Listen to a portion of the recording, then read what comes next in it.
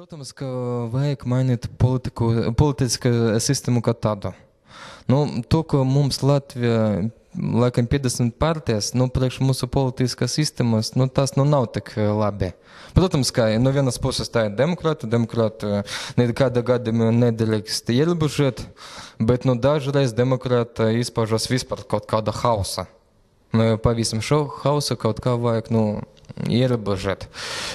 Es ļoti ceru, ka pēc kāda laika mums Latvija beidzot stabilizēsies politiskā sistēma, vismaz tādā ziņā, ka uz katram vēlēšanām vairs nebūs jaunas partijas, ka mums katru gadu viesni tas pats. Mūsu veids labi, ka jaunas vēlēšanas tad nāk veci cilvēki, bet ar jaunu nosaukumu. Šodien tā ir Zatlera partija, pagājušajā gadā bija Vienotība, pirms tam jaunas laiks laikam bijis, pirms jauna laika Tautas partija, pirms Tautas partijas, kā es atceru, Saimnieks bijis, un tā tālāk katru gadu kāds jauns. Un šis jauns parasti pirmā vai otrā vieta forma valdību, un pēc tam nekas labs tā iznāk. Es ceru, ka vismaz kaut kāda stabilitāte mums būs. Vot, kad būs stabilitāte, kad beigsies visi šie skandāli, kuri mūsu Latvijas politika ir ļoti aktuāli, tad es ceru, ka jaunošie sapratiska politika ir iespējams iet, ir iespējams piedalīties.